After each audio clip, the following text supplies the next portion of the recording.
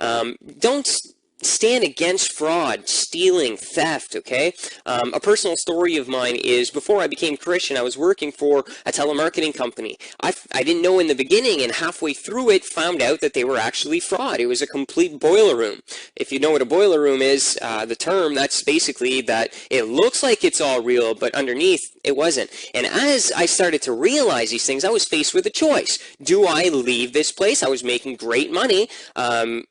You know, I could keep making the money, but it's wrong to do, or do I stand for what is right and take the risk and leave? And I did that, and guess what? Now the place got busted. There's actual people, quote-unquote friends of mine, who are now going to face criminal charges for this because they, unlike me, didn't want to stand for what was right in that situation. They said, well, I make too much money. It doesn't matter if it's not that legit, you know? Well, guess what? Now they're probably going to spend a couple years in jail, and they're going to pay back all that stuff because they didn't stand for what is right. I stood for what is right, and I'm not going to jail. Thank God. Okay, and if you do it, God will always bless you. All right?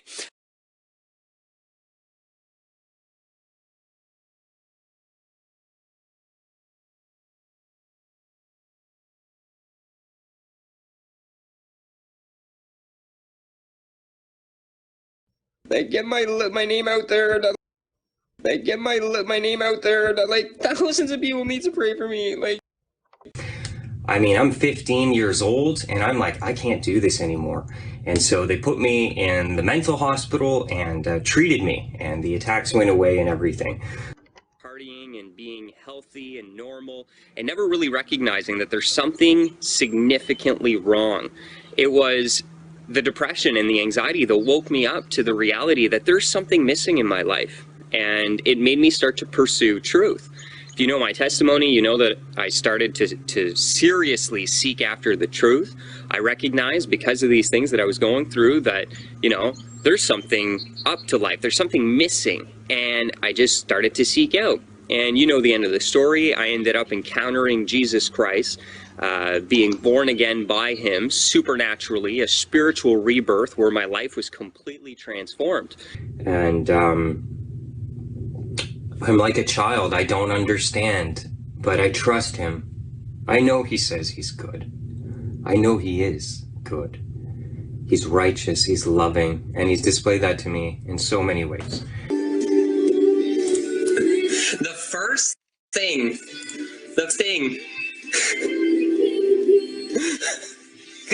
I'm gonna make a joke here, but this is just my own personal quacky theory because I'm a little bit of a crazy person, a little bit with my imagination, but you can imagine this stuff anyway. So in Genesis chapter 2, verse 18, it says, "And the Lord God said," for the first time, all up until here, he's saying it's good, it's good. He says, "It is not good for the man to be alone.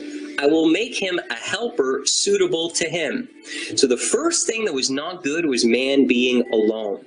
And then God says to resolve this thing that's not good, I'm going to make him a helper.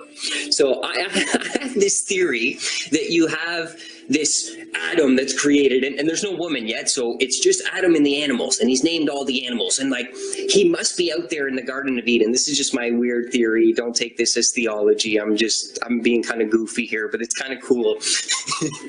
I bet you Adam was in the garden just creating a mess. You know, men, we're on these adventures. You know, he's probably riding the giraffe there, and like the Lord's like, oh my goodness, look, he's not even cleaning up after himself. There's stuff everywhere. What do I do? Like, this isn't good. The guy can't be alone. Look, he's causing all this stuff. He's like, I gotta go. He goes and puts him asleep, takes the rib out and makes him a helper. And then they probably like cleaned up the garden and made it all nice. Because I'm sure the man was like being a man, you know what I mean? Like, probably the Lord's like, oh my goodness, like the Lord literally says this. He's like, oh no, it is not good for the man to be alone. So there's something that Adam was doing that wasn't good. Men were all in these like adventures and like, you know, like, so he maybe didn't put the seat down on the toilet. You know what I mean? Catherine just said that. I don't know, he was doing something manly that wasn't good. Because he wasn't reproducing. Exactly. He's like, whoa, Adam, whoa. This is over here just eating this up. Just laughing it up, just buying right into it. isn't right. Hold on, something's missing from here. We gotta bring something for you, buddy. You're just out of control here, man. Like he's probably building stuff all over the place and like going on these mad missions and adventures. You know, flying on. I don't know what he was doing. I'm just being goofed out. I don't really understand why it is that God allows me to go through the suffering that I go through, why he allows me to experience those things. It's hard to get. So in my own human understanding that is limited, I end up by default getting bitter towards God. I'll just share with you, I've been through a lot of struggles, and maybe you yourself can relate to this. When I was a teenager, I ended up addicted to drugs at a very young age. I started doing them, and it wasn't long before I ended up actually depending on them and needing them. And I remember at a young age, that was very difficult for me. I also went through a lot of mental stuff. When I was 15, I ended up hospitalized because I was experiencing panic attacks every day. And I don't mean like just like a little anxiety attack, like, oh, my heart's racing. I mean full-blown anxiety attack, panic attack, palms sweating, heart racing, feels like you're dying, the whole world around you, it freaks you out. Most times if you have this kind of panic attack and you're not aware of what it is, you're going to go to the hospital thinking you're dying. And you're not, and the hospital's going to tell you, okay, this is a panic attack, but it is that intense. And so I started to have these every single day at one point, to the point that I had 1 to 8 of them a day for a period of 3 months. And at the end of it, I mean, I'm 15 years old and I'm like, I can't do this anymore. And so they put me in the mental hospital and treated me, and the attacks went away and everything. But that was very difficult at a young age. And then there was a lot of depression and anxiety and all that stuff that went along in my life. And that was very difficult, especially because a lot of my friends at the time didn't understand. And I'm sitting there like, why is this happening to me? Why do I feel this way? Why me? You'll see that's a common theme. Why me? Spiritually discerning that Andre had some serious demonic oppression. They would come to me and say, man, this guy, I like the other guys, Alex is great, but this Andre character, I don't know, man, there's something wrong. And because Andre was my friend, I just kind of ignored that and kept going. But Andre was extremely unstable. As you know, he was addicted to cocaine. And by the way, I am not a coke addict. That's a lie. But I've just recently come out of denial. I had many years where, you know, when I first got saved, I got sober for like 8 months, and I thought I was good. I'm no longer an addict. And then I fell back into it for a month or two, and I wouldn't make videos or anything. I don't know if you guys remember, I would always disappear for a couple weeks or a month or so. Well, that's why. So I would relapse, I would fall into it, and I'd be like, what's going on? How did I get into this? And try to get out, pray to God, and I would get out. You know, God, by his grace, would allow me to recover and get sober again.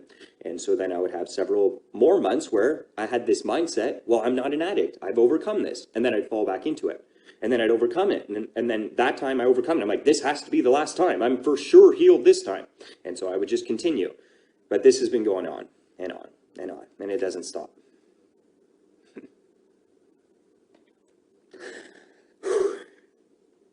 So recently I've admit that I need help. I'm an addict, and I need rehab. This is so hard.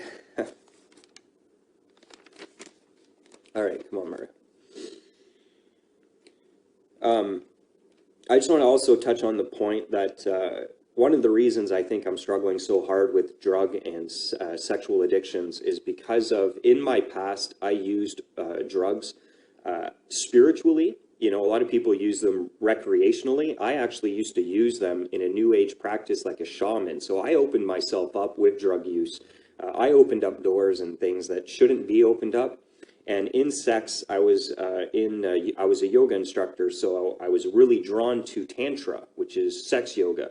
And again, that is opening yourself up spiritually to so many things. And I think that the wound in my heart, which I'll discuss, is the root of my addiction, plus opening up all these doors and the traumas that I've had in my life have created the situation that I'm in right now. And that's why I need to go to rehab for 9 months and be rehabilitated and healed and treated and helped.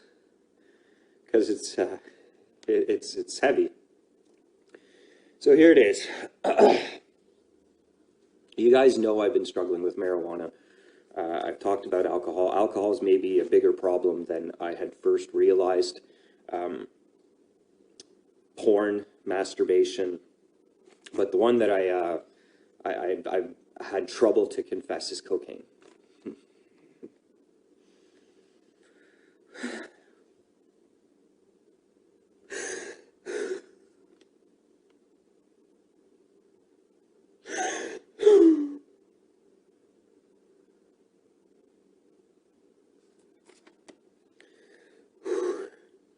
I told you it's not going to be easy.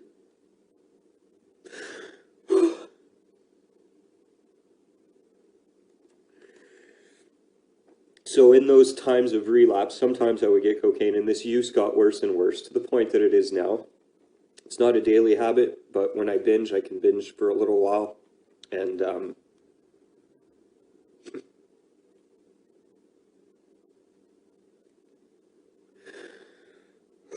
it's a problem and I need help.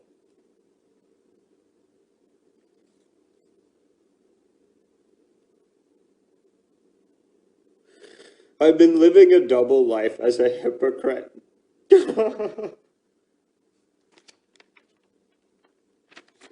This is not who I want to be in my heart. But because I did not get my addiction treated, these things started to continue to get worse and worse. People have said things like, Mario, you only came clean when you got exposed. Yeah. As you know, he was addicted to cocaine, and by the way, I am not a coke addict, that's a lie. But he was at the time, and in fact, if you watch the first video, which, well, I'm going to delete after this, he seems to be coked out of his mind. He's, you know, like sniffing all the time and not making any coherent sense. And if you go to Andre's old videos, you're going to see he never made any coherent sense because he was dealing with delusional cocaine addiction, lack of sleep, and bipolar mental disorder. Okay, so he knows all this stuff and still invited him to the Godly Bros. From what I understood, Andre said they've known each other since about 2000. About 16 years now. And Mario knew he was addicted to coke and still invited him in the Godly Bros to teach you about Christianity. Lack of sleep and bipolar mental disorder. This is the mental state that Andre currently finds himself in. Apparently a month clean of cocaine addiction and an extreme unstable bipolar mental condition. So take that into account when you're dealing with this. I mean, the video before he went online and said all this stuff, keep in mind, he's talking about his mental problems. Okay, and for those of you who know the spirit realm, we wrestle not against flesh and blood. So what is that mental illness? It is demonic oppression that he is today. So the mental illness basically that I deal with is a form of what you would call bipolar, and he is not delivered himself from, and therefore is still under oppression from. So the first thing that we need to stand for is stand against drugs and alcohol. These things absolutely devastate families. They devastate individuals. They are to destroy and completely annihilate people's minds, their bodies, their finances, their relationships. These are pure toxic poisons within society. So no matter what, even if your friends or your buddies at schools are peer pressuring, yeah, smoke a dude, buddy, you know, take this E-pill, drink this 60, we're so hardcore. Don't be fooled by them. They're fools, first of all, okay, and they don't have a sense of maturity, and they haven't grown up themselves. And don't get me wrong, you can be a 90-year-old person who's still messed up on this stuff and hasn't grown up. But that's just not right, okay? You're supposed to be healthy, vibrant. Your brain is supposed to be at its top peak, not completely destroyed and barely functioning anymore because you've snorted so much cocaine and smoked so many doobs you can't even think anymore. Okay, that's not the intent, and that's not cool anyway. It's just ridiculous. Reject this stuff. Stand to be sober, and you'll be vigilant in that way.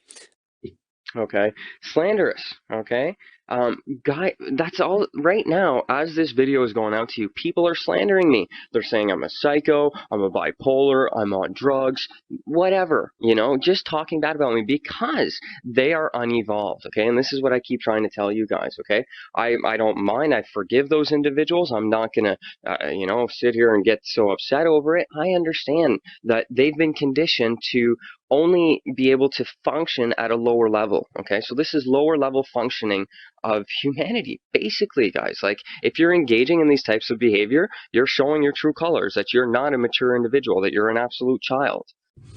We're going to talk about this on this YouTube channel a lot. Recovery in Jesus recognizes that for most people, and this was the case for myself, we use drugs and alcohol as an escape from the emotional stress of the world.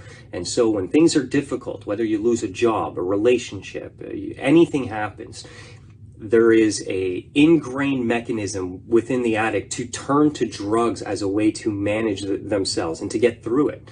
I would go through stress in life and, smoke one, drink some, hit a line. All right, I feel better. I can deal with this. It's not so bad. Our vice becomes the solution to our problems, when in fact it is the problem. Okay, so yeah, a lot of people end up turning to this as a way to handle this. So if you've had a job loss or everything, I just want to encourage you today that God is the one you should turn to. Don't turn to drugs and alcohol. They are a temporary savior. They're only going to temporarily save you from this condition, from the stress, the trauma, the pain, the hurt, whatever it is, the storm that you're in right now. And it's actually going to get even worse on the other side. And then guess what? You're stuck in the cycle. You need more drugs and alcohol and substances to deal with that. And then you continue and you're just stuck in this pattern of using drugs to get by, and you can't deal with life in a sober way. And that's one of the reasons it's so hard for guys coming into recovery. We're dealing with our feelings for the first time. For a long time, we just numbed out and escaped anytime things got difficult. So in recovery, it is very difficult to face all those emotions because we're sober. And then to pack on these lockdown measures on top of it is insane. So all that to say, listen, turn to the Lord Jesus Christ if you have been using substances as a way to deal with the stress and the pain or whatever, the job loss or just whatever you're feeling in the midst of this pandemic. Because I know a lot of people are feeling the anxiety, the fear, the worry. Job loss is a reality.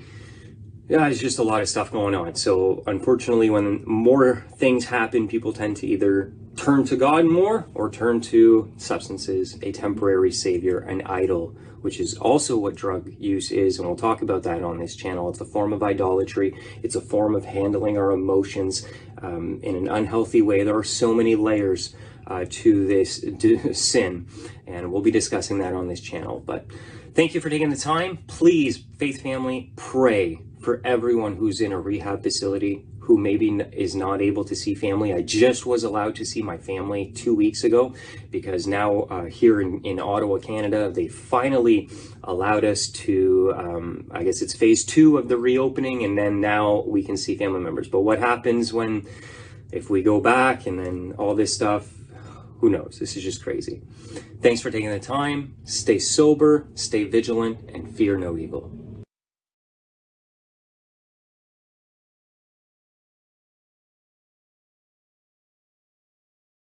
And another factor that made things really, really bad is the YouTube money.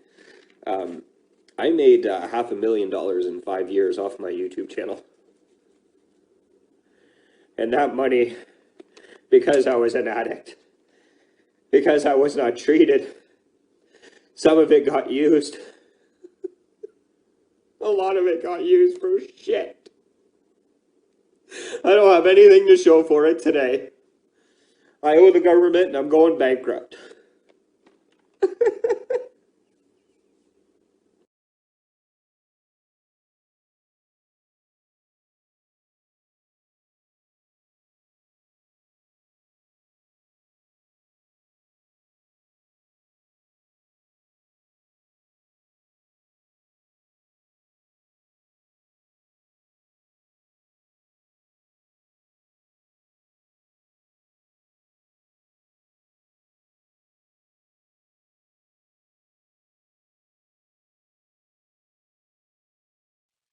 things in the past, one of the comments that's made to me, oftentimes by friends who know me and know about my past, is they know I'm the type of person who just jumps in full-fledged. Like, if I'm going to get involved with something, I'm not just going to do it half way. I'm going to give my all to everything. And this is how I was in the New Age movement. And this is why my testimony to the New Agers is so relevant, because I don't believe many of you jump into things like I do. Trust me, I jumped into that thing as deep as you can go. I did nothing with myself but just study these things and get involved with this. I didn't even work for 4 years at the time. That's all I absolutely did. I was in search for these things like I was actually crazy. It was like a psychosis almost. I was absolutely obsessed with seeking these things out. Again, that makes my testimony relevant. But people want to know, why is it now that this Christian thing that you're jumping full-fledged in, why is it the truth? And why were you so convinced then, and now you seem so convinced about this, because this was a part of my life process. God had me in those things so that at this particular time in my life, I could speak out about those things. Everything in life happens for a reason, and this is a spiritual truth that I've come to understand. Although my convictions previously in that belief system were very strong, I've come to a place in maturity in my life where I can look back and say that I was absolutely wrong. And I confess that, and I know that I was wrong about those things. But in Jesus Christ, I found something that far surpasses anything that I ever found in the New Age movement. So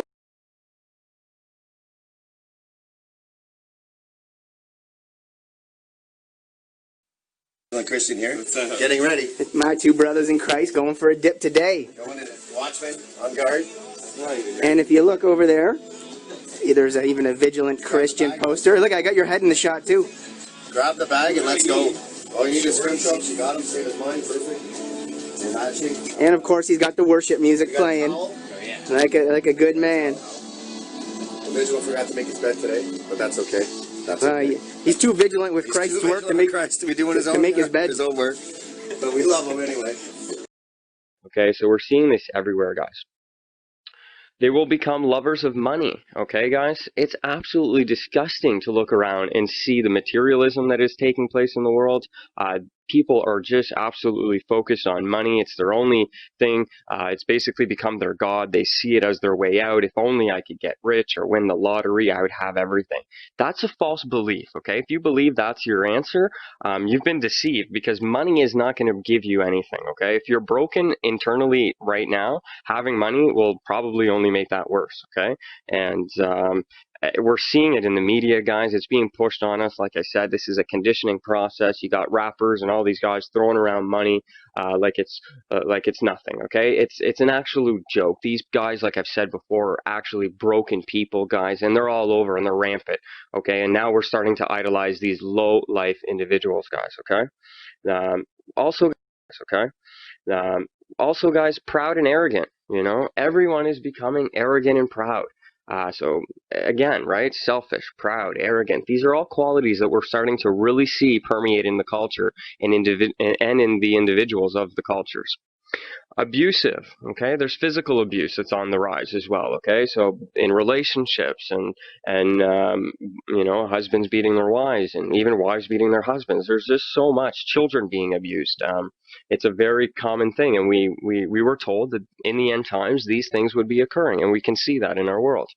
We can also see another type of abuse, which is verbal abuse, okay? So, people are getting hurt and called all sorts of names for whatever reasons, guys, okay? And verbal abuse is still a huge form of abuse. It's almost even more abusive sometimes than physical abuse can be, okay? Because you're ripping the person out internally, okay, when you do these things. The Bible teaches that there's life and death in the tongue, okay? So you have the power to encourage someone, to build them up, or you can have the same power with your tongue to destroy them, okay? And what we're seeing is people are using this power to bring other people down and to boast themselves up, okay?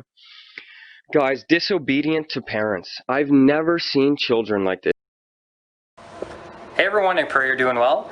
Just wanted to record a video to let you know that I'm going to be postponing today's Bible study. I'm feeling overwhelmed and I don't want to burn out. So I'm going to make the probably wise judgment call and take today off, get away from overwhelmed, and I don't I'm feeling overwhelmed and I don't want to burn out. So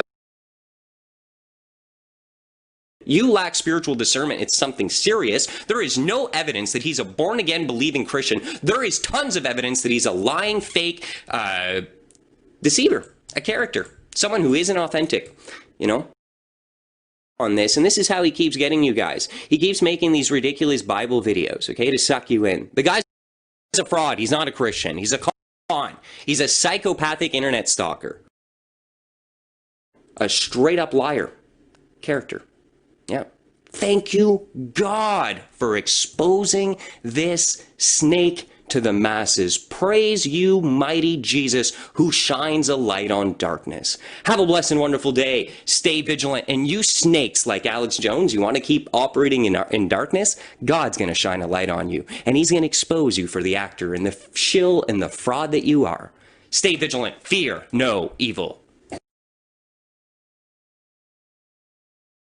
And this is just the thing when you become an actor or you become any type of entertainer. I'm just trying to entertain. I loved acting back in the day. You can't please the entire audience. That itself will not save them. We know that the power of salvation is the gospel of Jesus Christ. So we need to maintain that uttermostly we need to preach. So I really like this. This is something that I heard Chris White coin, disciples first, truther second, and that's really what I am. If you followed me, that's really the identity that I'm trying to establish within this movement. I, stepped into it looking at other popular public figures within the movement and saw that there was no one really standing in the movement for Jesus Christ that was proclaiming the gospel truth to the people that are seeking. So that is where I'm taking my position. I believe God's called me to that, and there's others out there like me who are called to this type of ministry. But remember, disciple first, Jesus first, focus on Christ above all things, exalt him and glorify him, and preach his cross to the world first and foremost. So now we have to realize, okay, we're up against some very powerful groups, powerful elite groups of people who are masters of deception, okay? And these groups control the media, they control the government, the military, the economics, they even control YouTube, Facebook, everything. Everything is theirs, okay? So they are so powerful and good at deceiving that we need to always be vigilant. That's why I'm called Vigilant Christian. I'm vigilant. I'm always paying attention to the deception. One of the ways to deceive someone is the way that Zeitgeist was presented, okay? And for example, if I want to murder you, I want to poison you, what I'm going to do is I'm not going to come to you and give you a water bottle completely full of poison. You're going to be like, look, it's discolored, Mario. What is this? This isn't water or apple juice. What are you trying to do? You're trying to kill me? Okay, and you give it back to me because it's all poison. If I'm smart and I want to deceive you, I'm going to put 99% water and just one simple drop of poison. And it doesn't matter if 99% of the water's in there. That 1% is lethal enough to kill you. And that's what we have with Zeitgeist here. We have a lot of truth wrapped up with a whack load of lies that completely pollute and toxify this entire movement and all these documentaries, all right? So I'm just going to start off by pointing the truths. I hadn't been able to perceive until I fully stopped in this place to witness it was that I was really bitter and angry at God. Yeah.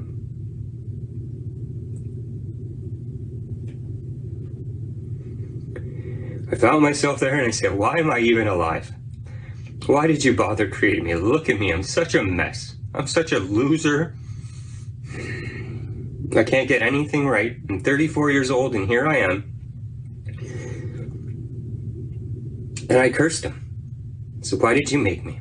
Is this some type of sick joke you're trying to pull? My life's been nothing but suffering.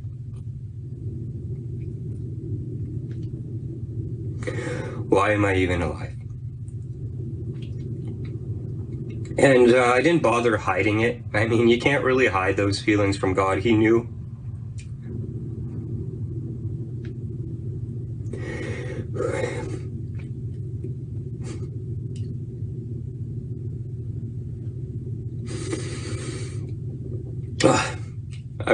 This is a healing space for me too. These these videos are a part of my own healing. That's why I'm experiencing some emotions here. So there I was in my brokenness with the Lord, and I was so mad at him, so mad at him.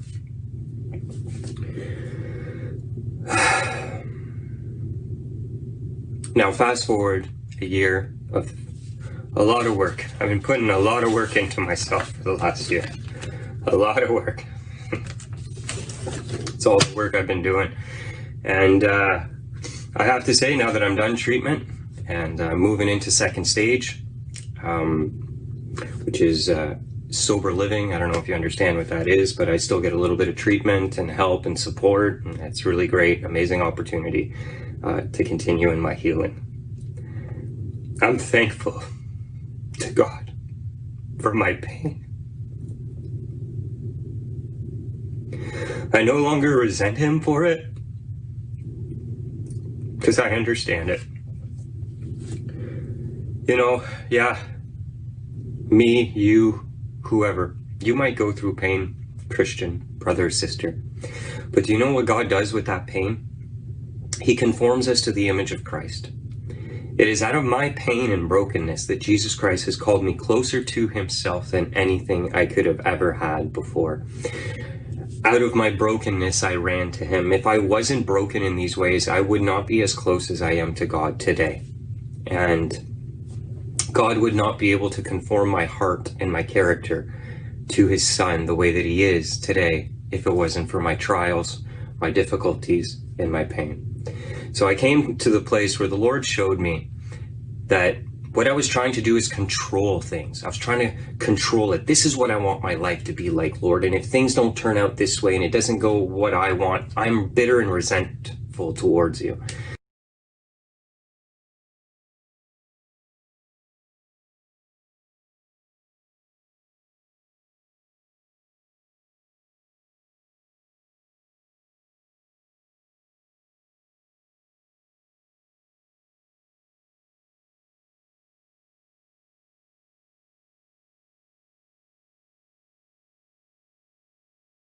So I came to the place where the Lord showed me that what I was trying to do is control things. I was trying to control it. This is what I want my life to be like, Lord. And if things don't turn out this way and it doesn't go what I want, I'm bitter and resentful towards you. For not actually following the word of God. So you're in the one who's disobedience. And buddy, you know why you don't want to debate me publicly? Because I would smoke you. I would so intellectually smack you down, like literally. It would be the most disgraceful thing. I know you're scared. You don't actually want to show that you don't understand the Bible, because I will pre-wrath you to oblivion. Let's do it. Let's do it. I'm going to make a video challenging you. You want to go out and do this? Let's go toe-to-toe publicly. Let's bring the swords out, bud. You want to be a little player like this and play your dumb games? Call me a victim card. Play your big little tough rebuke there. You're so tough. You know your scriptures there, Tim. Now you're a punk, bud. Do you hear the way he talks? And you expect me to believe this man is saved?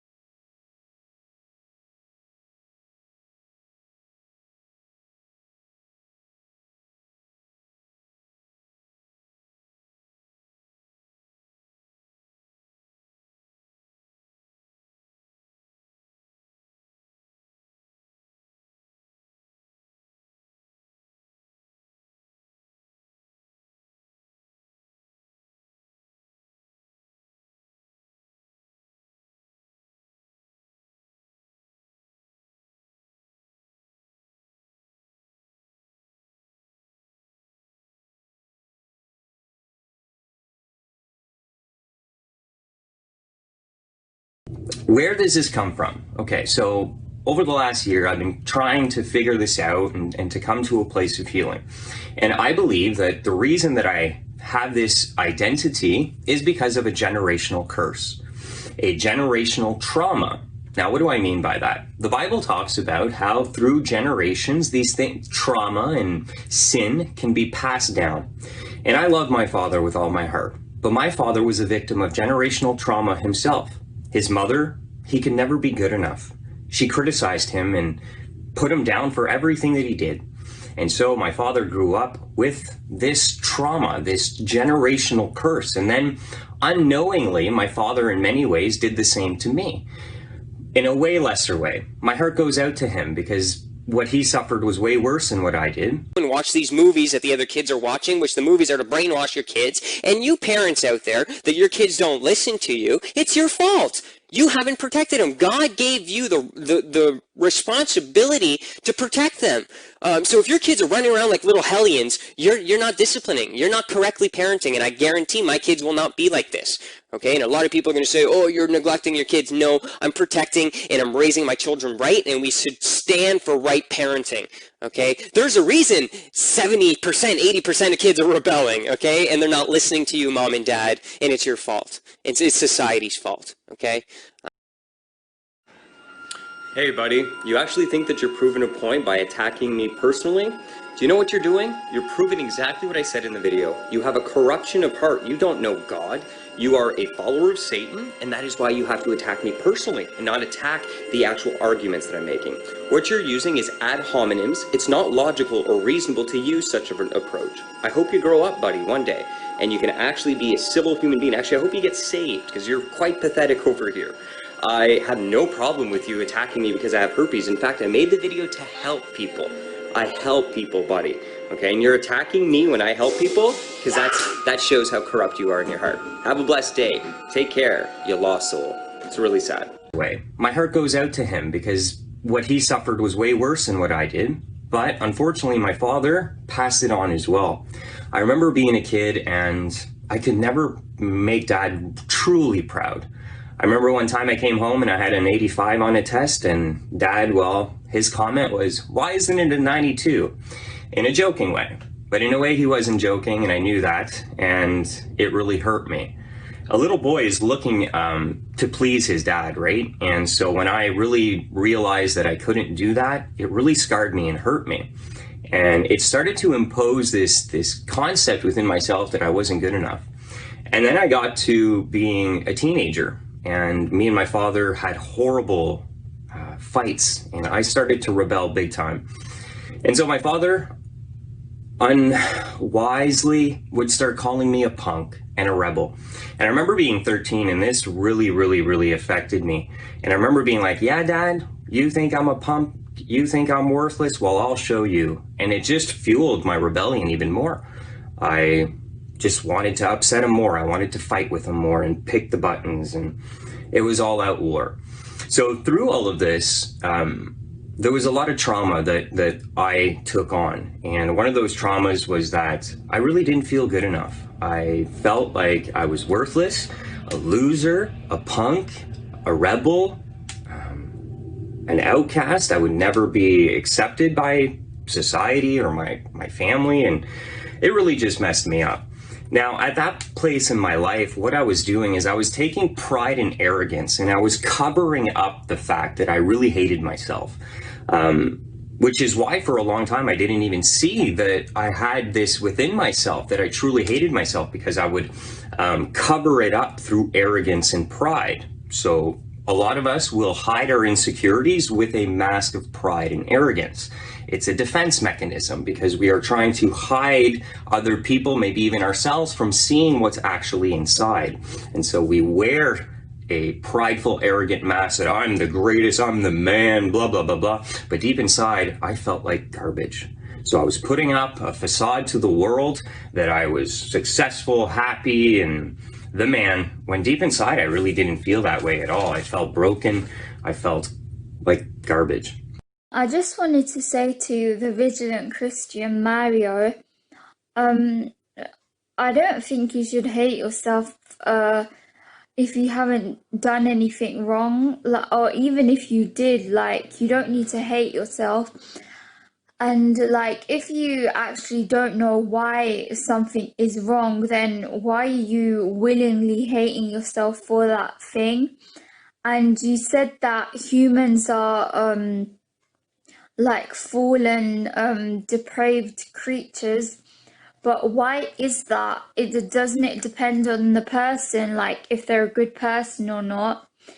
Like not just all humans are like fallen.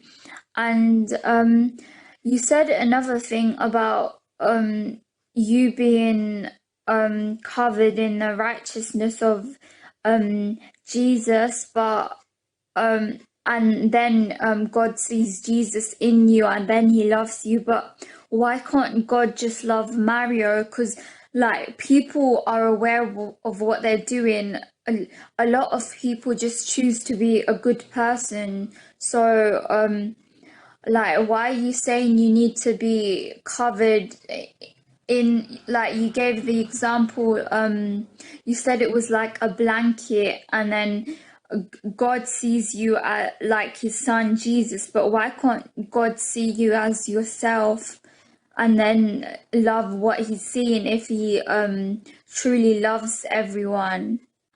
And you said in the video that sins can be passed down, but they can't literally like be passed down. So if Adam and Eve, if you believe it's a sin that Adam and Eve ate the apple, then how does it mean that you ate the apple? Because you actually literally didn't. And you talked about generational trauma in your video and how like sins can be passed down, but in the case of like Adam and Eve, like it wasn't really passed down because you didn't actually like purposely disobey God. Like you already just know stuff, like the knowledge of evil. That's just like how the earth is. So like just knowing about that, I don't think that makes you an evil person. It's about like what you decide to do with that information. So like you shouldn't just think you're bad for no reason. And I'm sure that you're not like a bad person who like kills people and steals stuff. So I don't think you should hate yourself like you're truly like bad and evil, because you're not. So yeah, I don't want anyone to feel like that, if especially if they haven't done anything wrong. So yeah, I hope you stop feeling like that. That you would take my place. That you would bet. I die for you guys too, bro. Do you know the Bible says there's no greater love than laying our lives down for one another? I died for any of you. I made $500,000 in 5 years off my YouTube channel. And that money, because I was an addict, because I was not treated, some of it got used. A lot of it got used for shit. This thing's like taking hold of my life and I'm done. Like I want to have a healthy, balanced life and a fair shot at stability and relationship and love. Like I want to be a dad.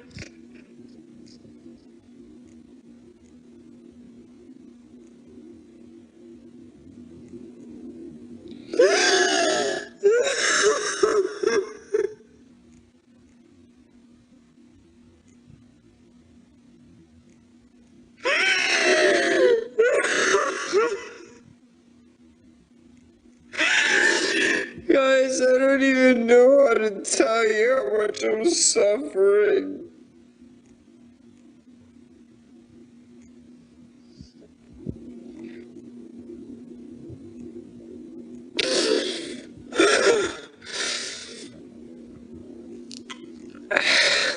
And this isn't the first failed relationship. I don't know if you remember a while back. I didn't tell you this part of the story, but my ex-fiance Christine, when she left me, she wrote me a huge goodbye letter, and, you know, it was loving. And in it she said, Mario, go get help.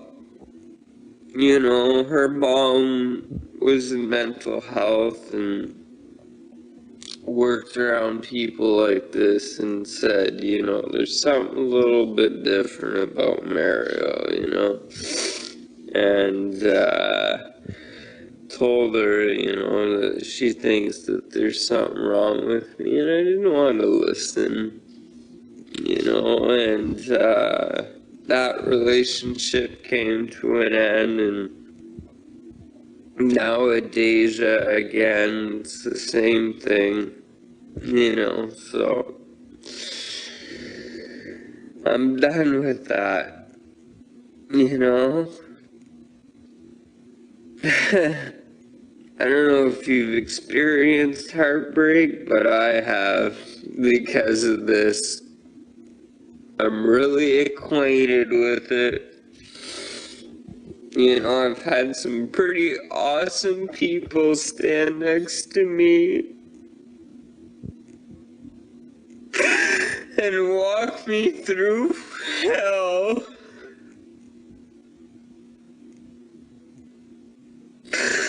And just to have me treat them horribly and mean and...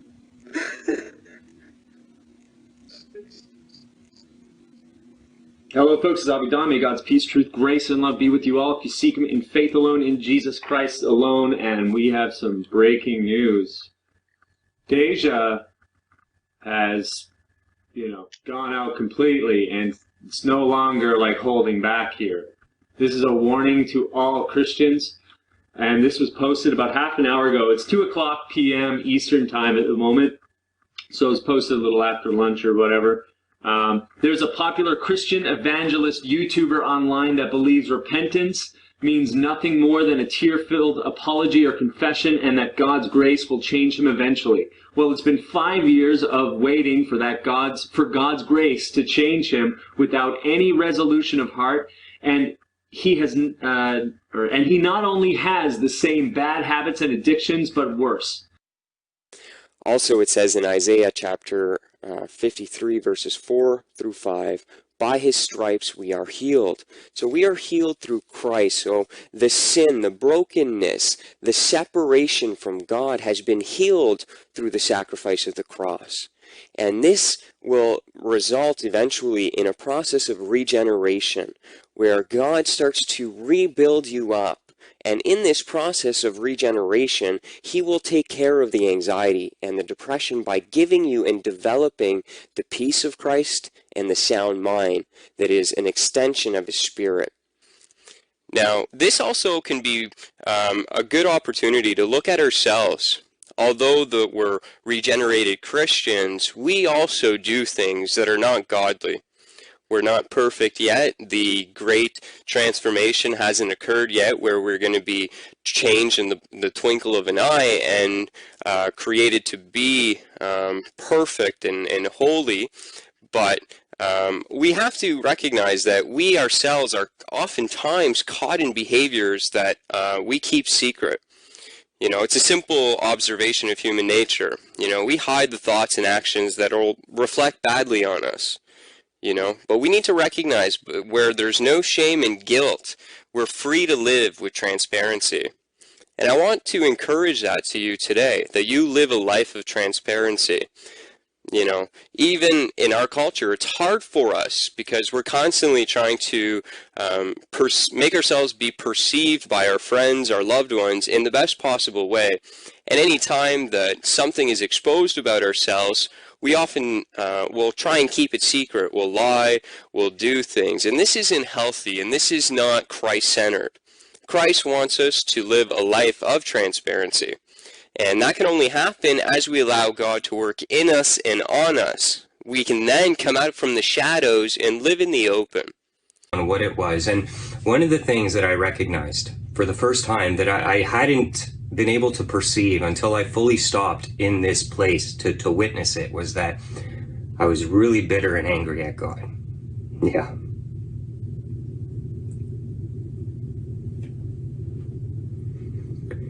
I found myself there and I said, why am I even alive? Why did you bother creating me? Look at me, I'm such a mess. I'm such a loser. I can't get anything right. I'm 34 years old and here I am. And I cursed him. So why did you make me? Is this some type of sick joke you're trying to pull? My life's been nothing but suffering.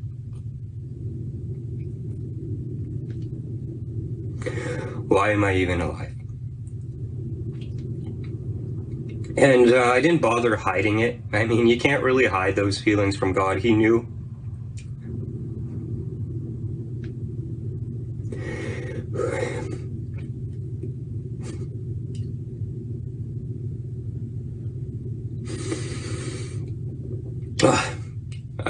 This is a healing space for me too. These videos are a part of my own healing. That's why I'm experiencing some emotions here.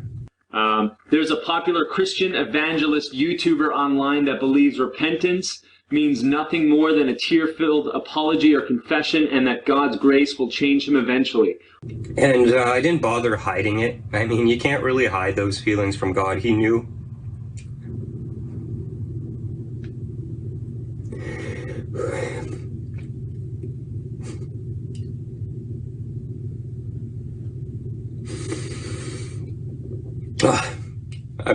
This is a healing space for me too. These videos are a part of my own healing. That's why I'm experiencing some emotions here.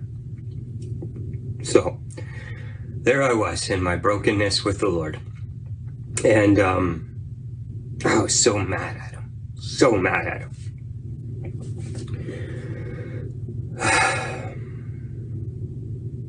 Now fast forward a year of a lot of work. I've been putting a lot of work into myself for the last year.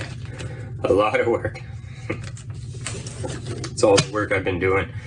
And I have to say, now that I'm done treatment and moving into second stage,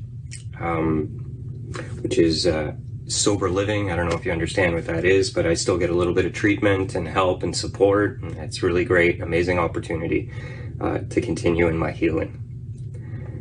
I'm thankful to God for my pain. I no longer resent him for it, because I understand it. You know, yeah, me, you, whoever, you might go through pain, Christian, brother or sister, but do you know what God does with that pain? He conforms us to the image of Christ. It is out of my pain and brokenness that Jesus Christ has called me closer to himself than anything I could have ever had before. Out of my brokenness, I ran to him. If I wasn't broken in these ways, I would not be as close as I am to God today. And God would not be able to conform my heart and my character to his Son the way that he is today if it wasn't for my trials, my difficulties, and my pain. So I came to the place where the Lord showed me that what I was trying to do is control things. I was trying to control it. This is what I want my life to be like, Lord. And if things don't turn out this way and it doesn't go what I want, I'm bitter and resentful towards you. And the Lord just told me to let go, that he's God, that I'm not God, to give it to him. And to trust that no matter what happens in my life, the worst of the worst, God works all things out for good. And it's an amazing promise. So, you know, I listed off my struggles of my mental stuff, addiction, relationship, self-hatred, just all that stuff. Yeah, it might seem negative, but that's what made me go closer to Jesus. And if it wasn't for that, I wouldn't be as close as I am to him today. And I'm like a child. I don't understand, but I trust him. I know he says he's good. I know he is good. He's righteous, he's loving, and he's displayed that to me in so many ways. And so I work through that, and it's part of my healing. You know, what I had recognized is that this internal bitterness and anger towards God was fueling rebellion in my life. Yeah.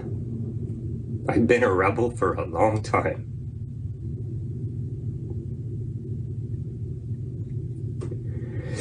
Submitting and obeying has never been easy for me.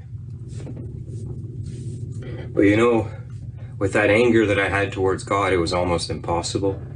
Imagine trying to obey a father that you're angry and bitter towards. You're just going to sit there and, I don't want to listen to you, and you're going to pout. And that's what I was doing spiritually. I was like just pouting.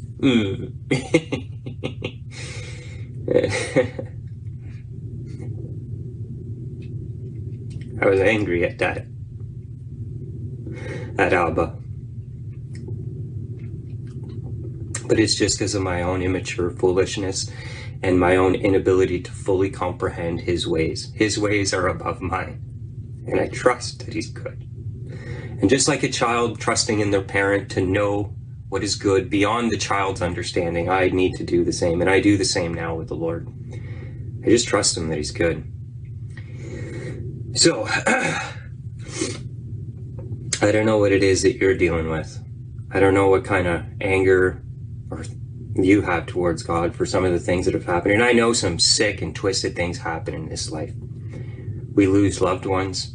Doesn't make sense. A lot of people get angry towards God when they lose a loved one. And I mean, I can understand. It's hard to understand those things. It is. Yes. Even for me. It's hard sometimes. Sometimes you don't fully will ever comprehend it either. Most times we don't. We can't come because our human understanding has the incapability of even comprehending such things. And so we need to just, hey God, I don't know. I don't know why you allow this to happen, but I know it is for good. All things you will work out for good. He worked out the cross for our good. And the cross was the most wicked and evil thing that ever happened. Remember that. God loves taking what the enemy meant for evil and turning it for good. All my pain, all my suffering, Satan wanted to use it to destroy me, and he almost did. If it wasn't for God in my life,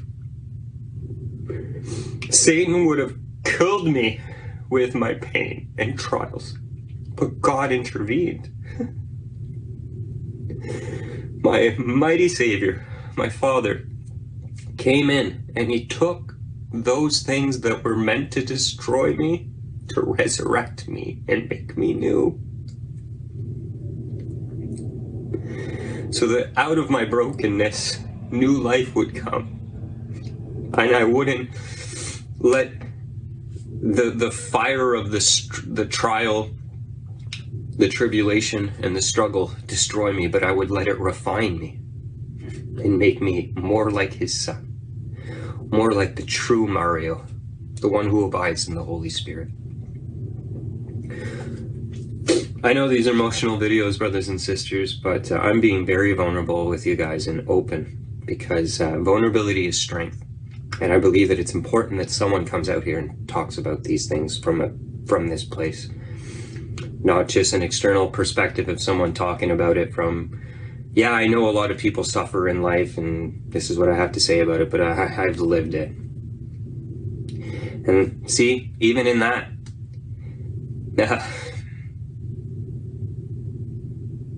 it's amazing. I get to sit on YouTube sharing the struggles that at one point in my life seemed to almost destroy me. It's amazing. I get to sit on YouTube sharing the struggles that at one point in my life seemed to almost destroy me. It's amazing. I get to sit on YouTube. It's amazing. I get to sit on YouTube. It's amazing. I get to sit on YouTube. People have said things like, Mario, you only came clean when you got exposed. Yeah. So basically what you're saying is that you'd still be committing the acts you were doing had you not been caught. So what you're essentially saying is there hasn't been a change in your heart, therefore you still have not sincerely repented. You publicly apologized and pretended to repent only because you were trying to salvage your YouTube channel. While you are posting these very videos on your channel about how to find a godly wife and Continue to be faithful to God.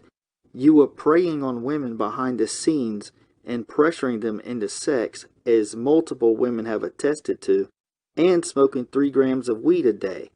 And what you just conveyed to us is that you'd still be doing these things if you hadn't recently been exposed, while simultaneously posting these videos portraying the role of Christian leader, teacher, motivator, etc. The title here, whatever you refer to yourself as, doesn't matter. The point is you are not who you advertised yourself to be. And the reason you're not living up to the standards of a Christian lifestyle is because your heart is with the things of the world. That's why you haven't sincerely repented, because you still love the world. And that is why you're disqualified from teaching or leading any kind of Christian ministry, not because of your sin alone, but because of your heart. Your actions are a byproduct of what's deep down in your heart. So this YouTube place where people think that this is an actual online church, no, it's not. This is a social media platform where I'm just being open and honest. When did that happen? I missed that part. When?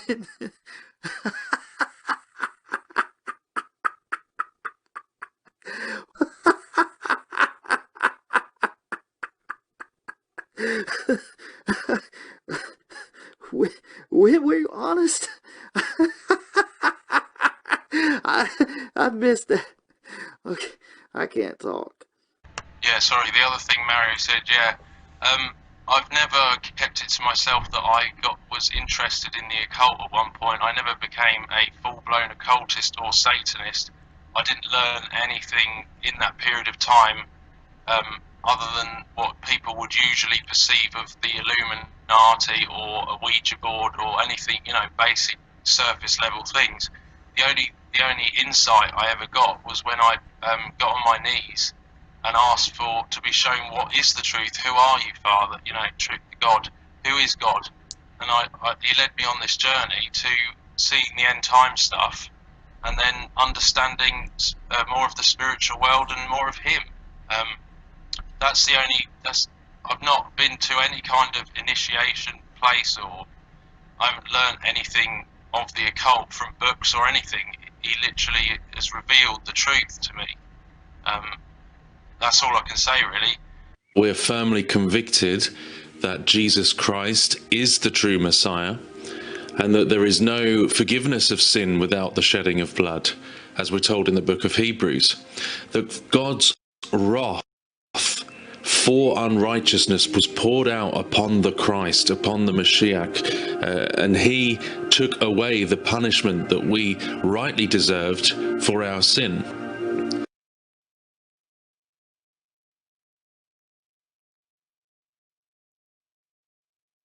I want to share with you my journey to this place, to this position, to what I have seen and what I have discovered through God.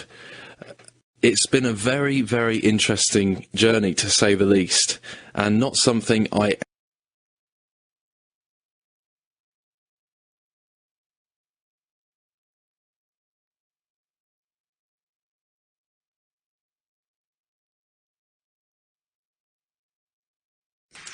Hi, I'm Yogi Bear.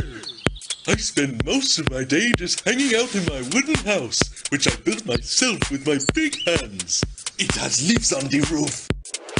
I get very lonely here.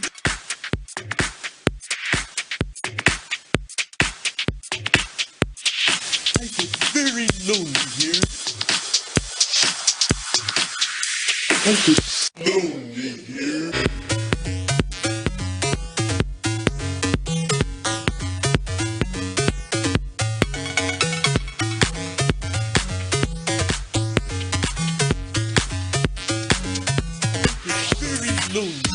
Sometimes they even see me and they throw me a nice jam sandwich from their picnic basket, and they are all so happy because they smile, and I smile at them and I toddle off munching my jam sandwich in the sunshine. But then I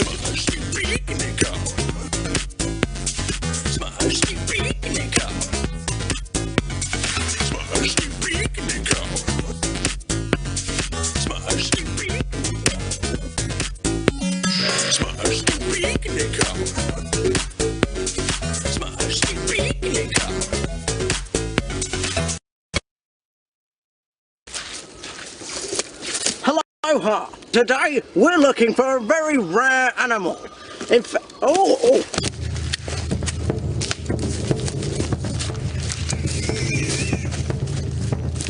Oh, good Lord! It's Justin Bieber! I know you love me, I know you care. Just say Beaver, and I'll be there. You want my tree, you want my bark, and we will never, ever, ever be apart. Are we an item? Bunny, quit playing. We're just friends. What are you saying? We'll borrow down, down, down, down. And I just can't believe my first love is around. Just don't give me rabies, rabies, rabies. Ooh, don't give me rabies, rabies, rabies. Ooh, don't give me rabies, rabies, rabies. Give me anything, even cheap ass rings, but don't give me rabies, rabies, rabies. Ooh, don't give me rabies. I want to share with you my journey to this place.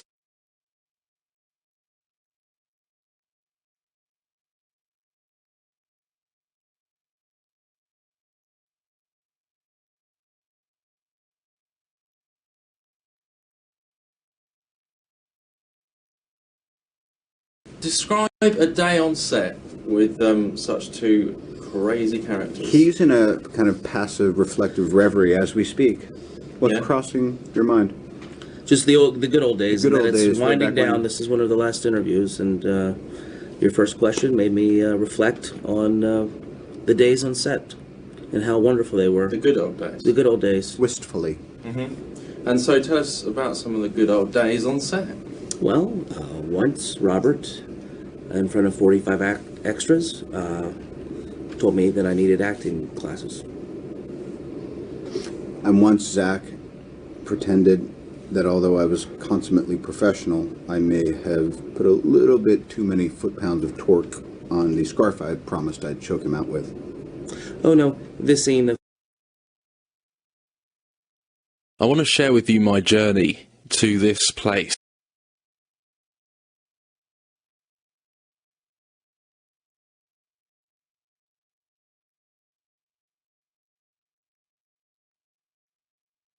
Hi, today Talk with Dave is in California and I am visiting the house of ex-wrestler, ninth wonder of the world, China. And apparently she's been in Playboy, so...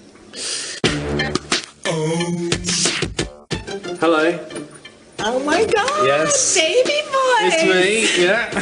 Is it you? It is me. Okay. Yeah, just show me around. I know it's a bit, you're probably a bit starstruck, but Well, it's a surprise. yeah. My best friend has been helping me decorate a little bit, and you can tell I have like a larger than life style, but I need some curtains. Okay, because we can argue this. Let's look at this video from 2013, the same year that Round Saturn's Eye was created. The same year this full documentary that was created. Let's watch this. Immediate cure for OCD. Several treatments do exist, with 70% of sufferers showing improvements. How many times have you washed your hands? One of the most effective is cognitive behavioral therapy, which helps you change the way you think and behave. I've tried anti-anxiety medication, antidepressants, CBT therapy treatment I've also done twice now, and that does have some positive effects. You can see this. You know, It's the same person. David lives with his partner Nathan. And his OCD. David lives with his partner Nathan, and his OCD can put an enormous strain on them both.